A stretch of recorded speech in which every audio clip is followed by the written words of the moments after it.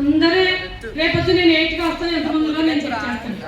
ఇప్పుడు నవ్వులాట కాదు, మీకు చాలా సీరియస్గా తీసుకునే పరిస్థితిలో ఉన్నారు మీరు. లాస్ట్ ఇయర్ చాలా తక్కువ పర్సంటేజ్ ఉంది, ఎందువల్ల చివరిలో మార్పులు రావడం వల్ల మీలో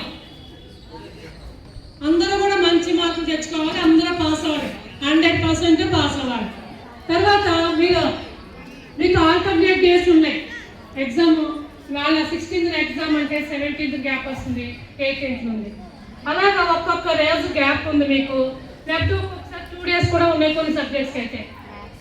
ఇప్పటి వరకు మీరు ప్రతి ఒక్కళ్ళు కూడా కాన్సన్ట్రేట్ చేసి అందరూ మంచి మార్కులు తెచ్చుకోవాలి. లేకపోతే షికార్లకు వెళ్ళినట్టు రావడం కాదు, ఇవాళ వచ్చినట్టు ఎప్పటి నుంచి ఎవరిని స్పేర్ చేసాడు ఉందమ్మ.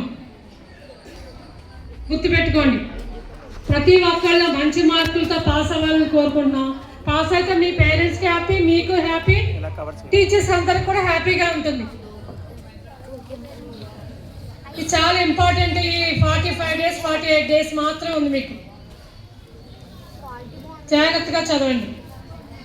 తర్వాత మీకు ఇంకా చివరికి వచ్చేటప్పటికి ఇంకా మీకు క్వశ్చన్స్ అవి చెప్తారు. కానీ హెల్త్ మీ చదువు మీద ఎర్లీ మార్నింగ్ ఎంత గంటలకు వేస్తున్నారు మీరు? 5 వేస్తున్నారు అందరూ.